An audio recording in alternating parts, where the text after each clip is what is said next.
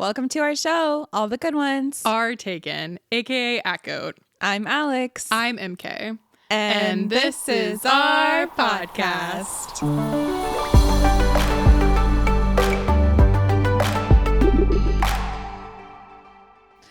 Hi, everybody. It's been a minute. It's been a couple minutes. But here we are. And as you can see, things look a little different around here. We are under construction. Just kidding.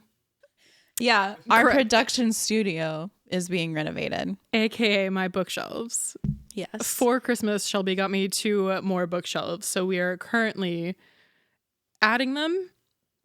And you will soon see them. And I'm very excited to show them to you. Neither is this my home nor my books, but I'm also very excited for y'all's renovation. Thank you. It's going to look so good. You can probably kind of see it in the background, but I am very proud of how it came together, to be honest. Shelby and his friends drunkenly just stapled some wood together one night. I was expecting to do all of it, just me and Shelby. And I was very glad to not do anything. It's and so just nice that they helped y'all. Staple here. And honestly, what a boy thing to do. That's what they should be doing. Yes, they were all so happy to do it. Yeah. And now that they're probably going to put woodworker on their resume or something. Don't worry, I paid them in alcohol. So there you go. They should men love doing that stuff. It's okay. Yeah. Well, and Rex is an architect, so. Oh yeah, there you go. Anywho, least to fucking say. Studio changes. Men love wood. No, and welcome back.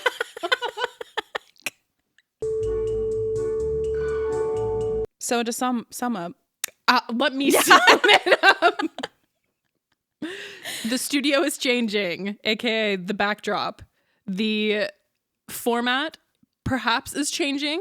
More to come on that later. Yeah, tune into episode 1 of this year, or I don't know what actual number it is. Yeah. And today we're going to talk about some of our 2023 faves. Yes. And I'm very excited. We thought instead of doing a theme to Minisode like we usually do, that we have kind of just a summary of our most favorite books from 2023. And there were so many. It was definitely hard to pick. We were sitting here talking beforehand and it was just kind of covering all the books that we did or reviewing the books that we read. It was a tough pick. So yeah. I'm excited to talk about them. Also sad because 2023 is over, but I'm, optimistic for 2024. And I'm glad 23 is over. That year was a lot. A shit show. We were talking about that at New Year's. I literally was 2023 has been a shit show. So let's hope that 2024 is better.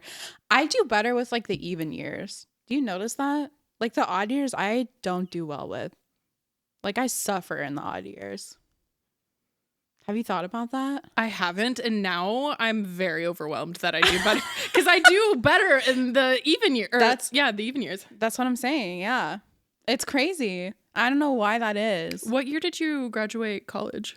2022. Okay, mine was 2019, and that was the year we moved to Ireland. Oh, okay, that's a good year. I mean, it's not always going to be like that, but I feel for a majority, odd years are shit. All right. Let's get into what are you talking about? Well, actually, people are curious how your job's going. Why are people curious? I don't know. I think my mom was. Oh, that's nice. That's actually really nice of her. Okay, yeah, let's talk about that. My job's going really good. Oh, good. Yeah, good. I really like it. I'm about to take over, so I'm a little nervous. Yes. Take over it's just what? Gonna be me, the program that I'm doing. Oh, okay. I thought you just meant the company. I was I'm ma'am. CEO. It's what are we doing here? That would be the actual government. That would be president. That would be Pete Buttigieg. I'm not coming for you, Pete Buttigieg. I'm just saying that's just I'm doing my job under you. But yeah, I'm about to take over the program, which is really exciting. Yeah. I feel a lot more confident. It was a little shaky in there and I was oh my God, am I ever gonna know how to do anything? And am I stupid actually? But no, it just takes a little bit. It takes a little bit. I get caught up in especially when I start something new or a job, especially I'm always I need to be perfect at this immediately. Yeah. And it's just not gonna happen like that. It's not realistic. Yeah. That learning curve. Yeah. So, but I really enjoy my job. I really enjoy my coworkers. Good. I love working from home. Jealous. You need to do that. I do. But it's very nice of her asking. I also want to give a shout out to my sweet Nana who has been listening to like almost every episode. Nana. Yeah, she's first of all, I just love my Nana so much. She's such a big supporter of me, and like, I don't know, I feel very lucky to be in the same existence as her. But she's been listening, and like she was talking about our last episode, like the Christmas episode. Wow. And she was like, basically like, what the hell was going on in that story? Like she was like, I just can't believe. Like she was like Krampus? Yeah. And like she was talking about how she tried listening to the Fourth Wing episode, and she was like, I had no idea what was going on. And I was like, unless you read it, Nana, like truly you would not know. We So, tried. yeah. But it's a lot. With fantasy, yeah. it's a lot.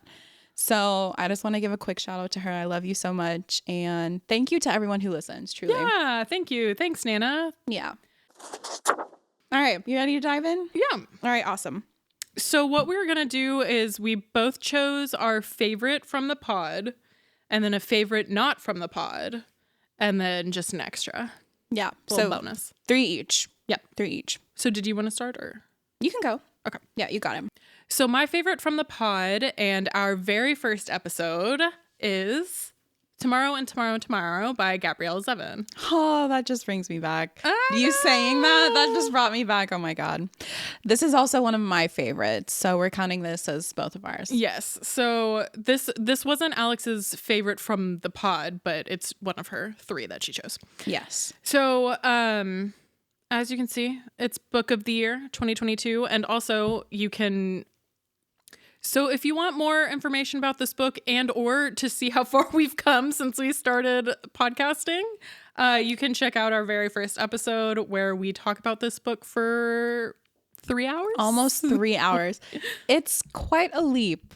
The difference that almost a year makes in podcasting. Okay. Like it's crazy, but I like our humble beginnings. Like it's sweet. It's nice. And I thought like our conversations were good. Our conversations were like on point. Like we were getting like introspective with it, rattling on. It was good. I loved it.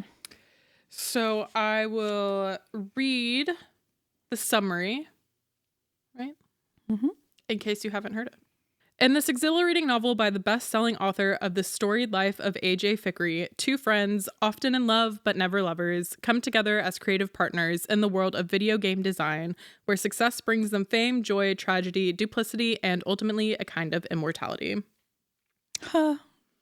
On a bitter cold day in the December of his junior year at Harvard, Sam Mosser exits a subway car and sees, amid the hordes of people waiting on the platform, Sadie Green. He calls her name. For a moment, she pretends she hasn't heard him, but then she turns and a game begins. A legendary collaboration that will launch them to stardom. These friends, intimate since childhood, borrow money, beg favors, and before even graduating college, they have created their first blockbuster, Ichigo.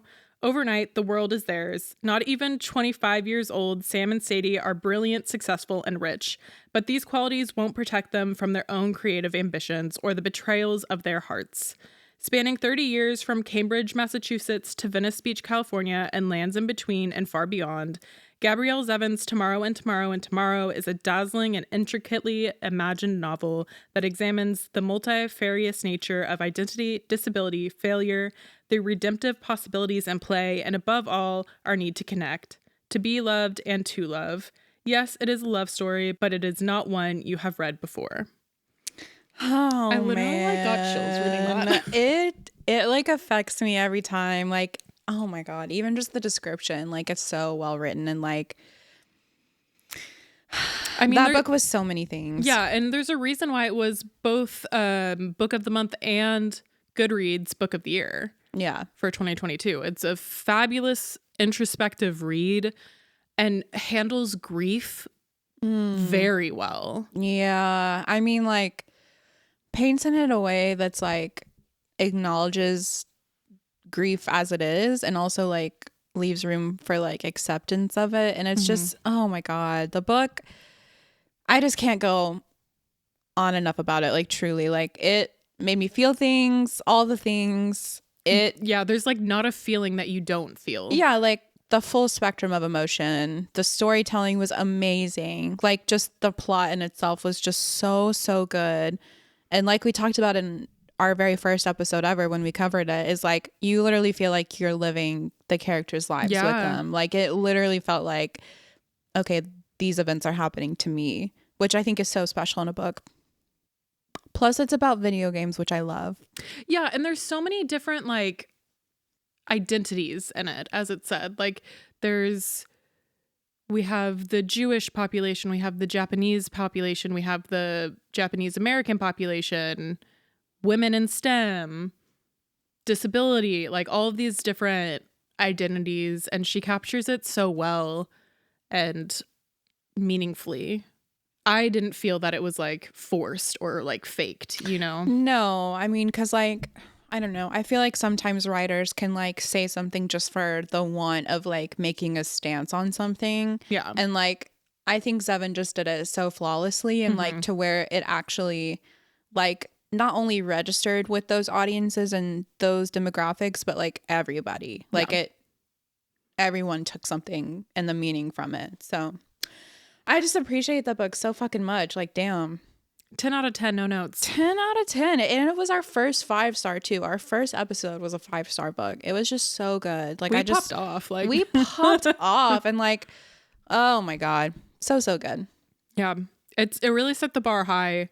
It really did for all of our other ones. Because we struggled a bit. We went up and down. A roller coaster 2023 was for sure. Talking about you, girl.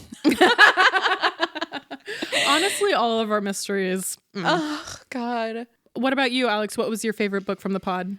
This may come as no surprise to everybody, especially my friends in Cough Cough Jade. But because she is reading it now. Yeah, exactly. Jade, I hope you're listening and watching. And this may make me a basic bitch, okay? And I don't care because I'm going to die on this fucking hill that Fourth Wing by Rebecca Yarros was my favorite book from the pod, for sure. It was a great book. 100%. So MK and I were talking about this a little bit earlier, but I like went through like years of like a reading slump. Like I probably read maybe one book a year, maybe. And ACOTAR was the series that got me out of that slump. And since then, like fantasy has just been like my pool, like my like heaven. Okay. And like truly, I haven't read a fantasy series like Fourth Wing and Iron Flame in years. Like I'm talking since I read Harry Potter in like the 6th grade. Okay. And that's what people are calling it, like the next Harry Potter series. And I get it. That's big, but it is big. That's a big title. Yeah. We'll see if it lives up to that. Yeah. And we'll see if Yarros is a J.K. Rowling or not.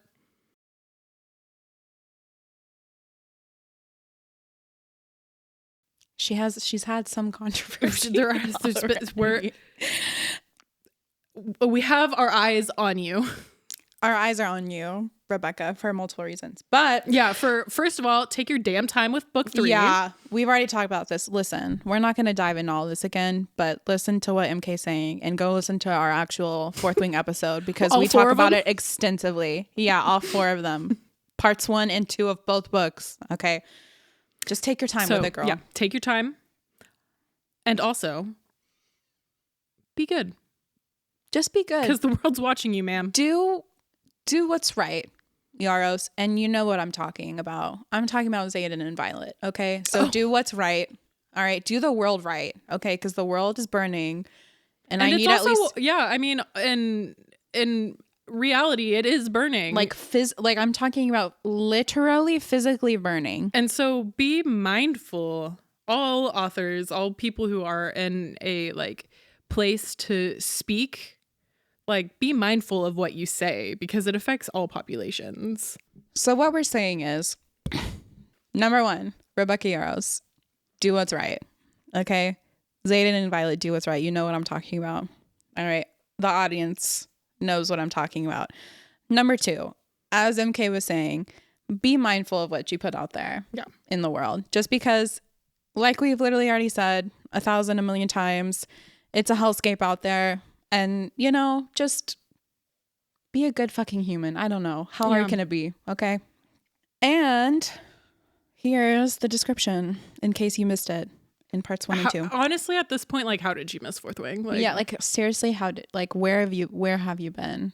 Like, I'm not going to say don't read Fourth Wing because you absolutely should if you haven't, but like, why at this point, you yet? like, what you doing, Or just like wait until the third one.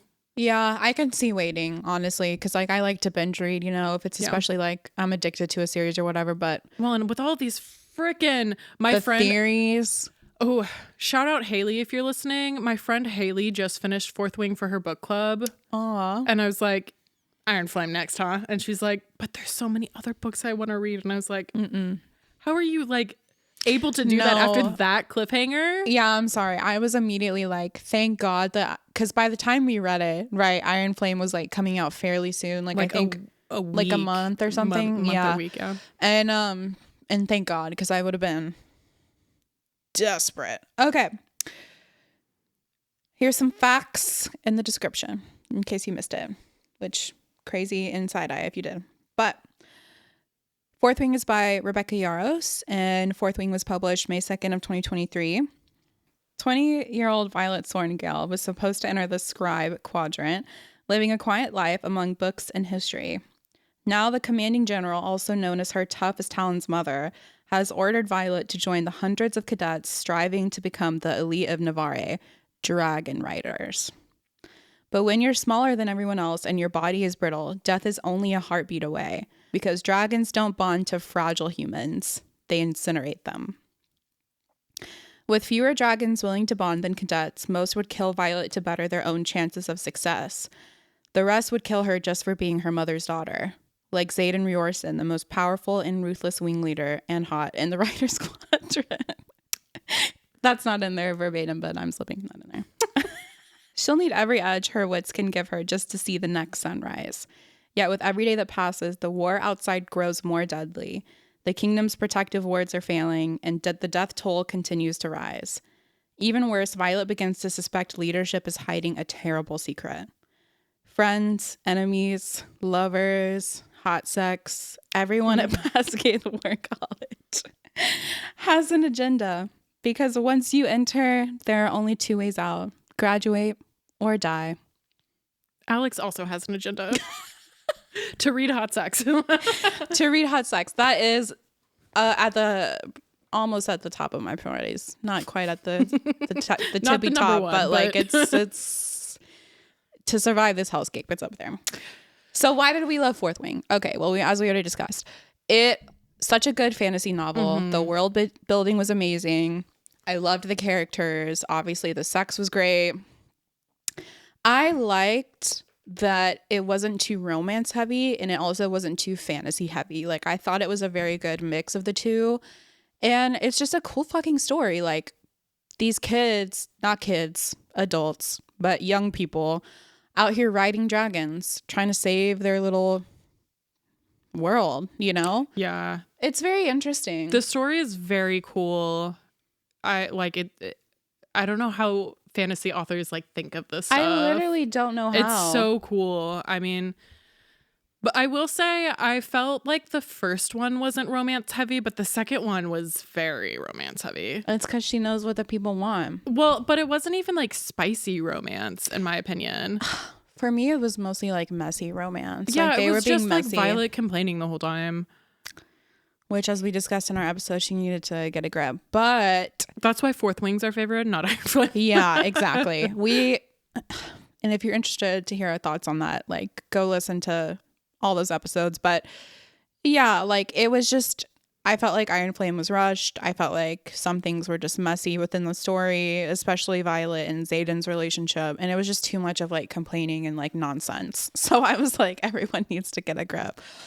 But overall, not to throw shade at the story, just a little bit of shade. And we still loved it. And I'm very, very excited to see what comes of the third book. Yeah. And I'm nervous. Yarros, I'm nervous, but we believe in you. What are your thoughts on the screen adaptation that they're doing? I'm nervous. I'm very nervous about it. Here are my thoughts on this, because I started thinking about screen adaptations when they started talking about Akatar being released. Did you hear about that? Oh no. It's gonna be on Hulu. Okay. Oh, whoa. Yeah, it's like in motion. Okay. So the thing is, there's so much fan art out there, so much excellent fan art. Like I'm talking about like top tier, S tier, like chef's kiss fan art, and also like our own imaginings of what these characters look like. Like I truly am like nervous and curious as to how they're going to pull that off with like a real human being, you know, because like this is like fantastical fiction, and like how can a 3D man like compare like a real human man, you know? Is you see what I'm saying? Yeah. So I'm worried about who they're going to pick like character wise. Right. And most likely it's not going to be like famous people. No. So Who? yeah. Yeah. It's a very, people talk about it a lot, that how concerned they are. And like there's a lot of discussion about how it would almost be better for them to just do like almost like an animated type thing, so that like people can just have their image basically like literally reflected on the screen of what they're picturing in their minds. But I don't know. I'll be interested to see. I somehow Harry Potter was able to pull it off. Yeah.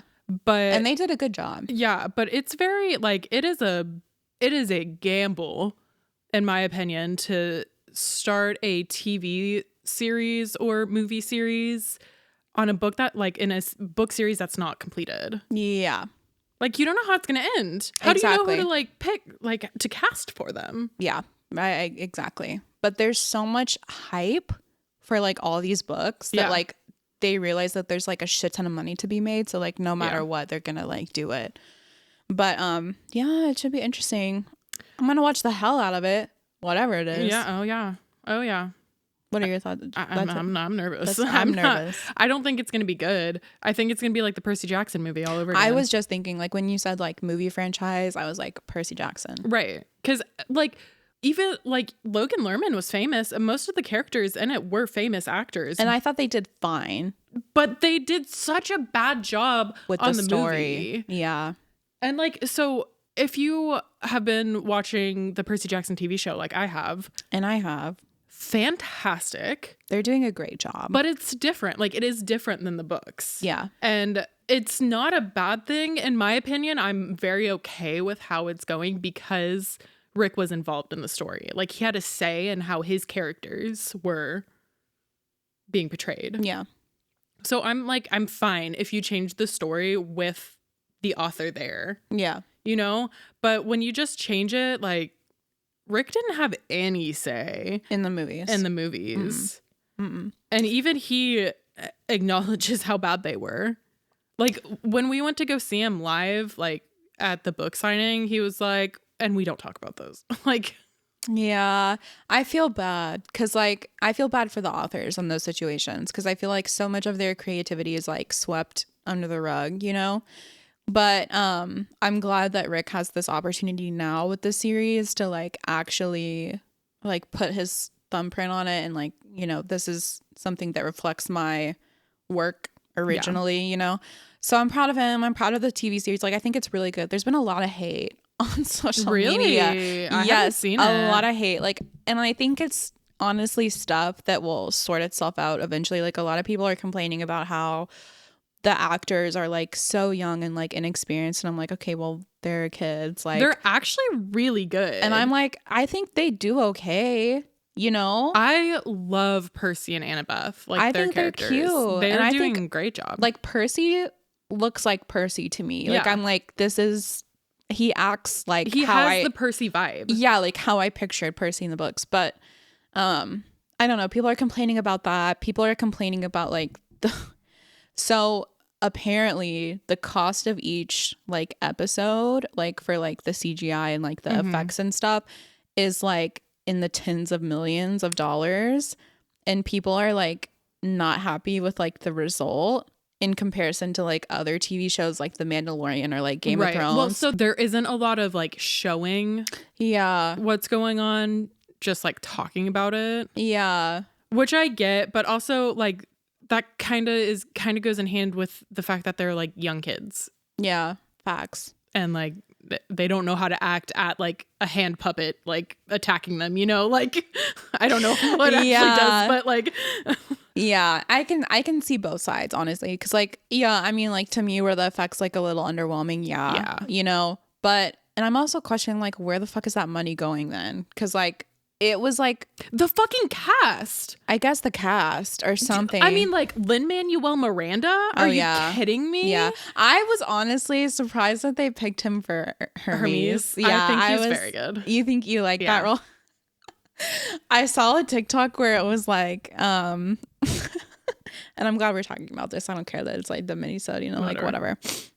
It's our fucking podcast. But I saw a TikTok where like someone was talking about how Hermes was supposed to be like the god with like the most kids. So he's like out here getting this like human puss, right? Like through and through.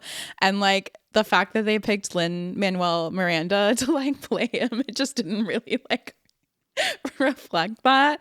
But I guess it comes down to like taste, you know? I guess. I mean, it's not actually that Hermes has the most kids. It's that he collects any of the unclaimed ones. Yeah. So he does have a shit ton of kids. He has a shit ton of kids, yeah. But like they all do. Yeah. And well, like, minus Poseidon. Also, and Zeus and Hades. Yeah. But the like whole point is that like he's like a good god or whatever for like collecting. I thought it was funny that he was Hermes. Like, I think that's fun. I think it was a good choice. Yeah. I just thought the TikTok was hilarious because I was like, that's true. I don't really see Lin-Manuel Miranda in that light, but power to you if you do. But the thing is, like, most people see like power and influence and success. Yeah. As, you know, hot. So, I mean, that's true. And that he has all those things. That's true. And that's the whole point is that like you're attracted to a god for their personality. Like you're like, oh, they have their shit together, kind of. Yeah. I don't know. Well, anyway, where were we? What's happening? What were we talking about? Oh my god, yeah, we were talking about Fourth Wing. We were talking about TV adaptations. Yes. So definitely check out the Percy Jackson series on Disney Plus and it's good. Hulu, yeah, and Hulu. It's I honestly, as a like Percy Jackson is what made me a reader. Yeah, and I'm just having the time of my life with it. So, all right. So, yeah, if you love sexy dragon people who ride dragons and fight for their lives, and there's a cause, and I don't know, you like good sex and fantasy. Said that like several times. And you like sex and fantasy. You like dragons and sex. Yeah, it's for you. So enjoy and please listen to our episodes. Yeah. Next. All right. The next book. So my favorite book that was not on the pod is Love Theoretically by Ali Hazelwood. Surprise, surprise. What I was not expecting was to love this book so much. So one of Ali Hazelwood's biggest criticisms is that she writes the same book over and over again. And I'm not saying that she doesn't. Because she definitely does. But I love it. But every you eat it up. time. Yeah, okay.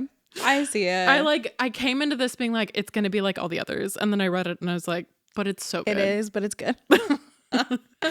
I mean, you like what you like, you know, if you find a story that you like. Yeah. What's to hate? I'll read the summary first. So, rival physicists collide in a vortex of academic feuds and fake dating shenanigans, and this delightfully STEMinist rom-com from the New York Times bestselling author of The Love Hypothesis and Love on the Brain. The many lives of theoretical physicist Elsie Hanaway have finally caught up with her. By day, she's an adjunct professor, toiling away at grading labs and teaching thermodynamics in the hopes of landing tenure. By other day, Elsie makes up for her non-existent paycheck by offering her services as a fake girlfriend, tapping into her expertly honed people-pleasing skills to embody whichever version of herself the client needs.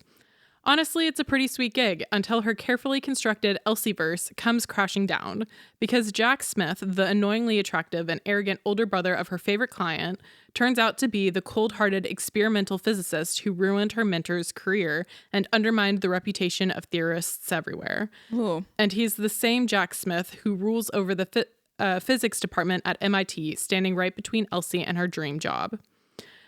Elsie is prepared for an all-out war of scholarly sabotage, but those long, penetrating looks, not having to be anything other than her true self when she's with him, will falling into an experimentalist's orb finally tempt her to put her most guarded theories on love into practice. So it was nominated for Best Romance on Goodreads for 2023 and also as a nominee for Book of the Month's Best Books. Cute. I really loved, so her whole like idea behind it was like a fake dating, but not ending up with the person that you fake dated. Yeah. And so it's cute. It is really cute. That's a cute trope. And I love the academic settings that her books are in, because she's a professor, I'm pretty sure, at UT, and she's Italian too. Has a great accent. Oh, that's cool. And I just felt like I could really relate to Elsie's struggles of just like being so passionate about what you want to do, but making no money with it, you know? And like the person that she ends up falling in love with is the one that she thinks like ruined her mentor's career. And it's just all around so good. And just like all of her other books. It's cute. I mean, why fix what's broken? Wait, what? Why fix what isn't broken? Yeah, there we go. Yeah. I like cutesy romance like that. I mean, it's spicy too. Yeah. It's her books are fun too because they're about scientists. So you learn like inadvertently, like you don't have to know anything about science to like read her books, but you get to learn some things too. Like she's done a neuroscience one. This is physics. And like, what's the difference between theory and experimentalism? No idea. Now I know because I read this book. She's a smart lady, and you'll get smarter for reading this book, apparently. And I love women in STEM. Yeah. I firmly believe that Allie Hazelwood can do no wrong. And we're going to put that to the test when we read her YA romance and also her fantasy romance coming out in February. Yes. Just werewolves. Okay. I'm excited. I like a werewolf. One of my friends, shout out Brenna if you're listening to this, but on Goodreads, her review is starting to think Allie Hazelwood can only write books about big, boring men falling in love with absolute weirdos. This rating is mostly because I would honestly hate the FMC in real life. Like, sorry, Elsie, being bad at parking and hating movies isn't a personality trait. LOL. And having the emotional intelligence of a teenager isn't cute when you're 27. She's spitting facts. But did I feel things? Yes. And that is what I came here to do. Did I feel things? Yes. You were taken hostage by those feelings. I really love Allie's writing. I feel like it's very relatable and like in that kind of sputtering, like quirky, quirky girl way. Yeah. Which I can totally see as being annoying, but I love it in a story. The way that she's doing it. Yeah. And like, it's fiction. Like, yeah, she's not real. Like, yeah. If something annoys someone and you love it, like, it doesn't matter, you know? Oh, yeah. You know? So. Oh, no, I'm just saying I love it. As you should. If you want to read it, be aware that it is just big man and small girl who's weird. There you go. Cute. Yay. What about you? What's your second book? All right. This is actually my final book because we already covered tomorrow.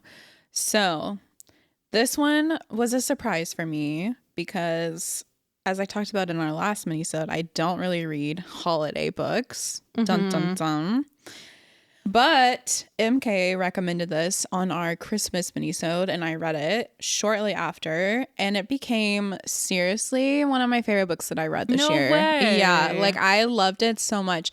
And here's the thing. Like, we can like books for many different reasons, right? Like with Tomorrow and Tomorrow and Tomorrow, genuinely like a 10 out of 10 in like so many categories, right? Like the story, we already talked about it, you know. But there are other things in other books like that I can pick and choose that like make me make it a 5-star that like in other categories it probably wasn't. This is probably one of those books. It's not this like mind-bending, introspective, I'm gonna learn something from it books, you know? It's just simply like a cute Christmas story. But I loved it so much, and it like, I don't know, it was just such a comfy read, and like I loved how their relationship like blossomed and stuff. I just loved it. I loved it. So this was a 5-er for me, 5-star, and it was one of my favorite books for 2023. And it has gotten me into wanting to read more holiday books when the time comes. So shout out to MK because she put me on that shit for sure. So if you don't know what I'm talking about, I am talking about A Merry Little Meet Cute by Julie Murphy and Sierra Simone. And we talked about this on our Christmas minisode. So if you want to hear about it, MK talk about it, go listen to that. So also, I was laughing when MK was describing this the first time because something about B. Hobbs as a name, I was like, or it was her like, her, what's it called? The adults only platform name, Bianca Von Honey. I was like, I can't, like, I cannot with that. But names aside, it was good. So here we go. B. Hobbs, aka Bianca Von Honey, has a successful career as a plus-sized adult film star. With a huge following and 2 supportive moms, B couldn't ask for more. But when B's favorite producer casts her to star in a Christmas movie he's making for the squeaky clean Hope channel, B's career is about to take a more family-friendly direction. Forced to keep her work as Bianca under wraps, B quickly learns that this is a task a lot easier said than done. Though it all becomes worthwhile when she discovers her co-star is none other than childhood crush Nolan Shaw, an ex-boy band member in desperate need of a career rehab. When MK first described this, I thought she was saying that he had come from rehab and not like career rehab. And I was like, I'm concerned. I remember because you like laughed during the whole time I was reading this. And you were like, it's not that funny. But I mean, it's just a silly little plot. That's exactly right. It's silly. It's goofy. And I like it, but I'm also going to laugh at it. Nolan's promised his bulldog manager to keep it zipped up on set, and he will if it means he'll be able to provide a more stable living situation for his sister and mom. But things heat up quickly in Christmas Notch, Vermont. This also made me laugh because what the fuck is Christmas Notch, Vermont? When Nolan recognizes his new co-star from her closed doors account. Oh yeah, he's a member. Now B and Nolan are sneaking off for quickies on set, keeping their new relationship a secret from the Hope Channel execs. Things only get trickier when the reporter who torpedoed Nolan's singing career comes snooping around and takes an instant interest in mysterious newcomer B. And if B and Nolan can't keep their off-camera romance behind the scenes, then this A Merry Little Meet Cute might end up on the cutting room floor. It was cute. It was really good. It was so cute. I think I gave it 5 stars. Yeah. There's so many things that I loved about this book. First of all, I loved how much representation is in this book. Yes. Thick girl, and I wrote girl in my notes with like a G-U-R-L. Okay. Thick girl representation. Love it. Moms. Multiple representation. Love it. LGBTQ. And there was some other stuff in there. Oh, like adult film industry, like representing that, like normalizing that. There was a non-binary character, wasn't there? I think so. Least to say, there was lots of great, excellent representation all around. Yeah. A mental health representation with the mom. It was good. So I loved it for all those reasons. I loved that. So here's my thing with like holiday romances. It just gets shoved down your throat, like the Christmasness of it, almost like maybe like you're eating like something so sweet and it's like, oh my God, get it away from me type of thing. This was done well enough that like I was like, oh my gosh, yay, it's Christmas, and like they're in Christmas Notch, Vermont, and like it's cute, you know. It was done well enough to where I was like excited about the holiday theme and not disgusted by it. So for those reasons, I gave this a 5 out of 5, and it was one of my favorite books for 2023. Truly, I would recommend this book like any time of year. I thought the relationship The sex scenes were good. I will not ramble on about it like I did Fourth Wing. It was good. It was hot. And it was also wholesome. Like, it was very just like, I don't know. I loved it. Yeah. All of it was really great. All of the characters were like fully developed characters. Yeah. And it didn't feel... It's always weird having like two people write a book because sometimes it's very apparent. Yeah. And I felt like they did it very like holistically. Yes. And so two things about the authors. Julie Murphy actually lives in Arlington. Yeah. And she was the one who wrote Dumpling. I love Dumpling. Dumplin'. I saw it on Netflix. Yeah, so it was originally a book series, and they made it into a TV show. So, and she's a plus sized woman, so it's really cool seeing that. Yeah, and then also Sierra Simone is a very big smut writer, and I'm really excited. She had one of her books for free on Kindle, and so I downloaded it. So I'm really excited about it. But she's also plus sized and thick, I guess. And thick queens. Yeah. And they've been like posting a lot of stuff together on Instagram and cute. Went on tour together. So all around, great representation, great chemistry and vibe. And I'm excited for I own the second one. I'm excited to read it, and I'm excited for the third one to come out. Hell yeah. I can't talk about it enough. So good. 5 out of 5, 10 out of 10, a million out of a million. Thank you for recommending it. I'm so glad you liked it. I always get nervous when I recommend a book and they don't like it, and I'm like, shit, I'm sorry I led you astray. Girl, no. People are going to like what they like, Well, no, I know, but like, especially to my friends who like aren't readers and I recommend a book. And you want them to be into it, and it's hard when they're not into it. Right. Because you're so into it. Well, and also like, people who don't read a lot don't want to spend a lot of time reading. Mm-hmm. And so if they don't like something, then they like spent all this time and then they won't trust my opinion. Yeah. I need you to trust my opinion because I'm very good at recommending books. Occasionally. Not these mysteries. Everything else. All right, what you got next? All right, my final one for this year, and this was so hard picking one as we talked about. Yeah, I mean, there's just so many I could have picked from, but I'm sticking with the book of the month theme, as are my other two, but it's Inkblood Sister Scribe by Emma Torres. And it is a fantasy, like, magical realism, I guess is what I'd call it. Mm-hmm. And like, I just love the cover too. It's a beautiful cover. And it looks a little bit like my tattoo. So yeah, it does. Cute. But let me read it. I heard a lot of good things about this book. In this spellbinding debut novel, two estranged half-sisters tasked with guarding their family's library of magical books must work together to unravel a deadly secret at the heart of their collection.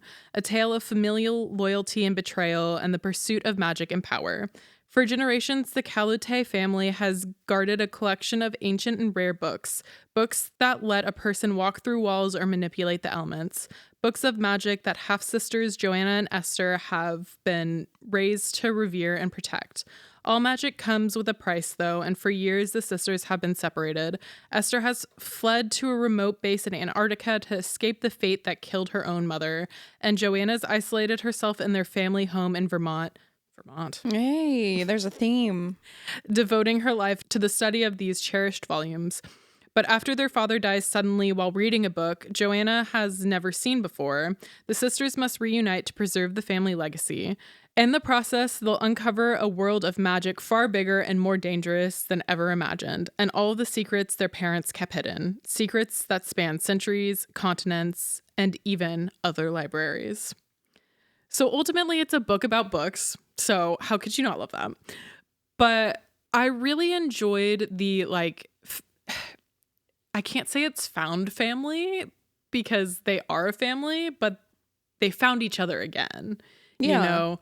And then the other people that they bring into it, it's just, I wish I could like do this book justice and I'm able to explain to you the exactly how good it beautiful. affected you. Yeah. Like, but so my review was, this is a phenomenal debut, and I'm surprised I haven't heard more about it, because I haven't. Like, it's won a lot of awards, but I haven't seen it much on like TikTok. People aren't really talking about it. Yeah. Like Bookstagram, which surprises me.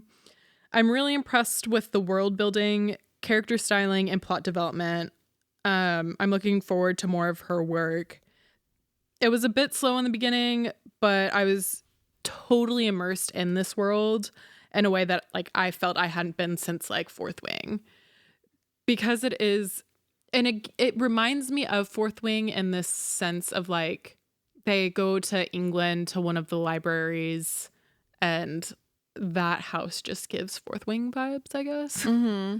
But I don't know, there's like angst, there's romance, there's fighting for your life, there's mystery, and at the end of the day, capitalism's bad. Period. If there's anything you can glean from this podcast, is that fuck capitalism. And I'm going to be adding this to my Goodreads immediately. I really did enjoy it. I also, between this one and the Wishing Game that I gave you and talked about on the December minisode, so I bought both of them at the same time in the book of the month like pick, and both of them were phenomenal. That's so good. Yeah. So I mean, and you read this around like Halloween, right? I think I read this one in December. Really? Yeah. Okay. For some reason, I was thinking it was one of your like Halloween. Maybe it was November. I'm adding it to my Goodreads. December 1st through 9th. Yep. Okay. Very correct. I love books like that. It's hard to like do an all-encompassing book, but when it's done well, it's done just so fucking well. So yeah, I was impressed. I'm not usually impressed with debut novels, but I was impressed with this one. Okay, excellent. I'm glad you enjoyed it so much. Me too. Yay. And I hope y'all read it.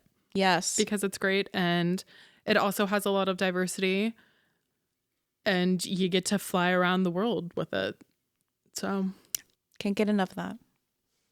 Alex's third book was Tomorrow and Tomorrow and Tomorrow, as we discussed at the beginning. That wraps up our 2023 favorites. And our first minisode for 24. And our first minisode for 2024. Yay. Look at how cute we are in our matching shirts. Yes. Would y'all be interested in buying merch? Drop a comment. A like. Maybe something. Like something, please. An email. DM us. Like, let us know what you think. Like, seriously, anybody. But thank you for listening. 2023, what a ride. There are going to be some changes in 2024, but hey, I'm excited for it, and I hope y'all are too. A change that we'll announce now is that most, we're going to do our best to record all episodes video-wise. Obviously, audio is already being recorded. So you can see our beautiful faces. Yeah, all the time. So if you're a YouTuber, get on there and you can see us there, actually. Yeah. We felt like our viewership was pretty high when we had videos. So we're going to test our theory. Hopefully you like it. Expect more on TikTok as well. Yes. Alex got a iPad for Christmas, and now she is now the content social creator. Media manager. Content queen. Content queen, yes. So be on the lookout for all of that. And we're very excited. And cheers to 2024. Cheers to the pod. Woohoo. Well, thank you so much for listening. As always, you can find us on Instagram and TikTok at @GoatPod. You can find us on Facebook. All the good ones are taken. YouTube @GoatPod. Email @goatpod@gmail.com. Send us an email. For you crazy rabbit emailers out there. I only get emails from our Podbean. Yeah. So it'd be nice to see something a little bit different. Yeah. Join us next month. aka a couple days from now, because I'm not sure when this is being posted. Yeah. For our next minisode and episode. This has been All the Good Ones Aren't Taken. Woo! Woo!